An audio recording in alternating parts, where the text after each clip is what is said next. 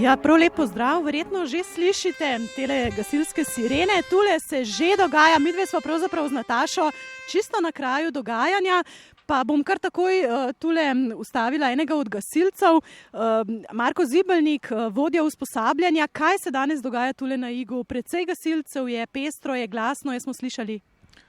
Poteka usposabljanje gasilcev za posredovanje v dvocevnih avtocestnih predorih, tako da se seznanjajo oziroma usposabljajo za posredovanje ob prometnih nesrečah, ob nesrečah z nevarnimi snovmi, ob požarih v tunelih, tako da tekom dneva vse te scenarije preigravajo. Komu je namenjeno današnje urjenje? Iz gasilskih enot, ki posredujejo v predorih, se pravi Štajerski krak, Primorski krak avtoceste, predvsem te dva kraka sta danes na vrsti. No in z mano sta zdajle Sebastian Kotnik iz Prostovoljnega gasilskega društva Žalec in Rok Ušen iz Prostovoljskega gasilskega društva Ločica ob Savinji. V tej akciji je bilo tako narediti, da sem vozil poln avtobus, ki se je vračal iz Planice. Bil je udeležen tudi noter v tem tunelu v nesreči. In smo pač svojo vlogo odigrali, tako da so nas potem ostali člani iz drugih društev rešili ven na prosto in da nismo več ogroženi. Torej v vlogi žrtve, kaj pa vi? Vseeno, kakšni so občutki? Veste sicer v glavi, da to ni res, kar se dogaja, ampak kako je? Glava mora biti na mestu vseeno, ne? Ja, vsekakor. Izobraževalni center prikaže scenarij vaje, kar se da realen, in zdaj v glavi sicer vemo, da gre za izobraževanje, vendar so občutki dobri, ker na terenu, ko smo prepuščeni sami sebi, so pač te izkušnje, ki jih dobimo na tem in še drugih izobraževalnih centrih, več kot dobrodošle. In kako je recimo potekalo eno tako reševanje iz tunela, poln avtobus iz Planice? Ja, vseh elementov reševanja, gašenja je bilo dovolj. Seveda najprej sledi ogled dogodka, povezava z nadzornim centrom Darsa, regijskim centrom za obveščanje, preverjanje informacij, potem pa vodja intervencije po opravljenem ogledu odredi delo reševalnim ekipam in ekipam, ki se pripravijo za gašenje. Vstopimo v predor, ves čas iščemo morebitne ponesrečene in pa seveda, če odkrijemo požar, le tega pogasimo, kar se da hitro. Sebastian, vi v vlogi žrtve, upam, da verjetno še nikoli niste bili zares, ne? Ste pa bili že kdaj v vlogi gasilca, ne? Takole na terenu. Kakšna je torej razlika med dejanskim delom na terenu in takšnim usposabljanjem? Zdaj, tako je, pri dejanskem delu na terenu je zadeva taka, da si bolj pod pritiskom, različni dejavniki vplivajo rečemo na tisto čisto realno situacijo. Tu pa vemo, da gre le za vajo, za učenje in smo malenkost malo bolj umirjeni, kajti sproti se tukaj tudi učimo, da potem v resničnih situacijah ne bomo delali mogoče prevelikih napak ali pa da jih sploh ne bomo delali. Zato se tu učimo, smo tu. Kaj pa, da si bodo morda poslušalci predstavljali, kakšno orodje vse je takole potrebno pri takšnem reševanju? Ja, v reševanju, v primeru nesreče v predorih, gasilci moramo uporabiti praktično vso razpoložljivo opremo, ki jo imamo gasilsko reševalno. Namreč lahko se nam zgodi, da nas notri čaka cisterna z nevarno snovjo, lahko nam gori vozilo, lahko je zmečkana pločevina, moramo najprej s tehničnim posegom priti do ponesrečenca, potem moramo pokazati vso znanje prve pomoči ponesrečence. Reševalne enote ne smejo vstopati v nevarno območje, kamor gasilci lahko zaradi naše izpopolnjene opreme. To pomeni, da tudi gasilci moramo ponesrečenega prenesti na varno območje, pripeljati z vozički, z nosili prenesti, kar pač imamo takrat pri roki. Vi ste sicer iz prostovoljnih gasilskih društev, ampak vseeno niste prvič tukaj, ne? Ne, nisem prvič tukaj. Veliko izobraževanj smo že dali tule čez, od varne hiše, ruševin, dimne hiše, izvlek ljudi. Tako da vedno je nekaj novega, vedno se nekaj novega naučimo, zato je ta center res super, da tisti, ko še tega niso doživeli, rečemo v ta pravi realni situaciji, se tukaj približno vidijo, kako to izgleda. No? In upamo, da tudi nikoli ne bodo zares to doživeli, če pa že, da bo šlo vse tako, kot mora. Aleš Cedilnik, vodja gasilske šole tule v Izobraževalnem centru za zaščito in reševanje Republike Slovenije na Igu. Je vsak dan pri vas takole pestro? Ja, kar pestro. Dogaja se marsikaj. Ravno včeraj smo imeli usposabljanje za gašenje notranjih požarov, eno od najzahtevnejših, ki smo ga začeli izvajati z letošnjim letom. Z nami so bili tudi prostovoljni gasilci, tako da simuliramo zelo realne razmere in navajamo gasilce na vse nevarnosti, ki jih lahko srečajo pri svojem delu. Marko Zibelnik, danes imate tule, kot rečeno, vajo reševanja v predoru oziroma iz predora. Kaj vse drugo pa še, recimo, kateri tečaji, katera usposabljanja potekajo tu skozi leto? Tukaj potekajo še dodatno usposabljanje, potem specialno usposabljanje za delo z dihalnimi aparati, potem za posredovanje v nesrečah z nevarnimi snovmi, za tehnično reševanje v prometnih nesrečah. Danes popoldne imamo še uvodno testiranje za usposabljanje pri reševanju z višin in globin z vrno tehniko. Tako da delo gasilca je zadnje čase zelo široko oziroma raznoliko in teh področji je z leti nastalo kar nekaj. Prav tako se seveda razlikuje delo prostovoljnih gasilcev od dela poklicnih gasilcev, čeprav po samem znanju verjetno si morajo biti kar nekako enakovredni. Tako znanja ali pa usposobljenost poklicnih in prostovoljnih gasilcev naj bi bila ali pa so identična, s tem, da so poklicni gasilci dodatno zadolženi za izvajanje bolj zahtevnih intervencij oziroma posredovanj ob intervencijah, to se pravi za posredovanje na cestah, v cestnih predorih, potem ob nesrečah z nevarnimi snovmi, za reševanje na vodi in iz tega tudi izhaja potem še dodatna usposabljanja, ki jih izvajajo tukaj v naši šoli. Kako pa recimo nekdo sploh postane poklicni gasilec, katera usposabljanja, kakšno šolanje mora prestati? Pot poklicnega gasilca se začne v najbližji poklicni gasilski enoti z sprejemom v to enoto, kjer mora izpolnjevati zakonske pogoje in tudi opraviti ustrezno psihofizično testiranje. Potem je pa naslednji korak začetek šolanja v gasilski šoli in v roku 1 leta po zaposlitvi v poklicni gasilski enoti mora opraviti tudi to šolanje pri nas. To šolanje traja 6 mesecev, je eno od najzahtevnejših usposabljanj poklicnih in prostovoljnih gasilcev, kjer se res te bodoči poklicni gasilci srečajo s širokim naborom vseh možnih posredovanj, tako gašenje požarov, tehnične intervencije raznovrstne in seveda posredovanje ob nesrečah z nevarnimi snovmi. No, kako pa je z usposabljanjem in šolanjem prostovoljnih gasilcev? Prostovoljni gasilci pa začnejo svoje usposabljanje v najbližji matični enoti, kjer tudi izvedejo v okviru lastne enote, lastnega društva in pa matične gasilske zveze osnovna usposabljanja. Ta zahtevnejša, specialistična usposabljanja pa izvedejo potem tukaj v izobraževalnem centru oziroma v gasilski šoli. Za kakšne specialnosti, recimo toliko, da nekoliko pojasnimo našim poslušalcem, kaj vse recimo je možno, kakšne specialnosti tu pri vas opraviti? Tako kot je bilo danes že povedano, se pravi, to so specialistični tečaji za gašenje notranjih požarov, ki so eni od najzahtevnejših. S temi usposabljanji se tudi lahko pohvalimo, da smo nekje v radiusu okrog 300-400 km najbolj izurjeni in izvajamo taka najbolj zahtevna usposabljanja. Potem tudi kolega Marko je že povedal, posredovanje gasilcev za reševanje iz višin in globin z uporabo vrne tehnike. Potem so pa nesreče z nevarnimi snovmi, posredovanje v prometnih nesrečah, uporaba hidravličnih in pnevmatskih orodij. Tako da nabor teh specialističnih tečajev je kar širok. Morda samo še to, Marko Zibelnik, ali delate kakšno razliko recimo pri usposabljanju med poklicnimi in prostovoljnimi gasilci? Ta razlika je ni, zaradi tega, ker so programi več ali manj kar isti za ene in za druge gasilce. Se pa mogoče včasih srečujemo z nekim predznanjem, katerega je treba upoštevati, tako da mogoče začetek tečaja malo prilagodimo štartnemu znanju, potem cilj na koncu ne bi bil pa za vse enak. No, slišali smo, tu se dogajajo zelo različna usposabljanja, temu je seveda primeren oziroma tako pripravljen tudi poligon tule pri Centru za zaščito in reševanje na Igu. Kaj vse ta poligon vsebuje, kaj vse se lahko tukaj počne, pa v naslednjem javljanju.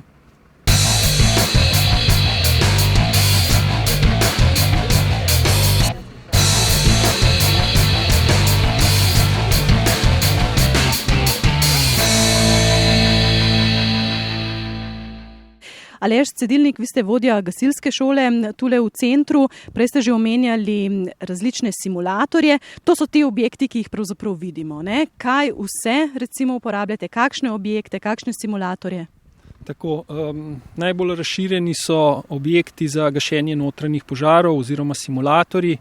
To so objekti sestavljeni iz ladijskih kontejnerjev, postavljenih v različnih oblikah in simulacijah za simuliranje požarov v višjih nadstropjih, to je naša požarna hiša 1, potem za posredovanje v kletnih požarih, požarna hiša 2 in različni manjši simulatorji za začetne faze teh tovrstnih usposabljanj. Tudi zaradi raznolikosti in možnosti preigravanja različnih scenarijev k nam prihajajo na ta usposabljanja tudi gasilci iz sosednjih držav. Mi smo usposabljali v zadnjih letih avstrijske gasilce, poklicne gasilce iz Italije. Zadnji najbolj odmevni so bili celo gasilci iz Benetk. Imamo kar precej stvari, s katerimi se lahko pohvalimo. Tudi tukaj za nami, kjer stojimo, je ruševinska vas. Ravno v spomladanskem delu smo na teh objektih skupaj z italijanskimi gasilci izvajali podpiranje stavb po potresih. Tako da širimo s temi simulatorji znanje tudi preko naših meja. No, omenjali ste požarne hiše, kot rečeno, to so te kontejnerji, v katerih čisto zares zakurite in v katerih se temperatura dvigne pravzaprav kar visoko in vi dejansko noter pošljete, ne, tečajnike. Tako, zdaj, če lahko povem za primer, mi letno pokurimo okrog 70 ali 80 ton materijala. To so kar velike številke in iz tega rezultira tudi velika obremenitev opreme.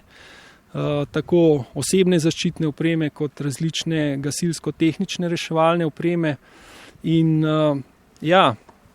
simulatorji so prilagojeni na ta način, da lahko izvajamo varno in učinkovito usposabljanje. Se pravi, da lahko ponovimo določeno intervencijo ali določeno simulacijo požara ali neke situacije in da lahko to naredimo varno in da je objekt kljub vsemu ima neko življenjsko dobo, ki omogoča dolgoročno izvajanje takih usposabljanj. Objekti so prilagojeni recimo tudi visokim temperaturam, kaj pa človeško telo? Človeško telo se pa z kilometrino prilagaja na tovrstne pogoje. Inštruktorji tukaj smo vseeno malo bolj prilagojeni za posredovanje v notranjih požarih, ker to izvajamo precej pogosto. Na to pa predvsem poklicne gasilce izvajamo ali pa prilagajamo tudi skozi dolgotrajnejše usposabljanje, da izvajajo neke vaje v teh okoljih pod nadzorom ob povišani temperaturi, ob zmanjšani vidljivosti, nek daljši čas, kjer lahko potem spoznavajo svoje psihofizične zmožnosti. Tam 150 pa celo do 200 stopinj Celzija je temperatura v teh požarnih hišah in gasilci se noter odpravijo v popolni, bom rekla kar bojni opremi, zaščitni opremi pravzaprav, in v tej je že samo po sebi toplo, tako da to je kar preizkus. Tako, človeško telo se v teh situacijah pregreva, bistvena je ustrezna psihofizična pripravljenost gasilcev, potem zadostna hidracija, lahko že pred vstopom, vsekakor potem po izstopu iz tazga objekta in pa ustrezno hlajenje telesa. Ključno bi jaz tukaj izpostavil fizično pripravljenost, da so gasilci, ki se podajajo v tovrstne intervencije, fit in ustrezno pripravljeni. Torej požarne hiše, pa ruševine, tunel, marsikaj se najde tu na poligonu, pa ne samo za gasilce, ampak tudi za druge službe. Tudi za druge, kot bomo slišali, ampak to je zdaj zanimivo, ne? Akcija v tunelu je konec in gasilci so se zbrali v krogu. Kaj pravzaprav počnejo zdaj? Trenutno poteka analiza same vaje oziroma lahko rečemo intervencije, kjer inštruktori in tečajniki podajo neke informacije, ki so vmes, mogoče šlo tudi kaj narobe, v glavnem, da se zadeve spravi v prave tirnice in da potem tudi gasilci to na terenu počnejo tako, kot je potrebno. No, zdaj pa se morda malce ozremo nazaj, ne? Z mano zdaj je vodja oddelka za podporo tukaj v centru Janko Petrovič. Vi ste tukaj že pravzaprav od samega začetka. Ta center namreč deluje približno od leta 1994, ne? Ja, tako je. Po osamosvojitvi Slovenije je vlada Republike Slovenije na podlagi ocene ogroženosti, kaj vse se nam lahko zgodi od naravnih in drugih nesreč, ugotovila, da ne glede na našo majhnost nas od nesreč lahko zadane vse. Zato je sprejela sklep, da se za usposabljanje vseh reševalcev v sistemu varstva pred naravnimi in drugimi nesrečami ustanovi izobraževalni center za zaščito in reševanje, ki deluje v sklopu Uprave Republike Slovenije za zaščito in reševanje. In v vseh teh letih se je gotovo zelo veliko spremenilo, nadgrajevalo tukaj ne nazadnje v notranjosti stavb, pa tudi na poligonu samem, ne?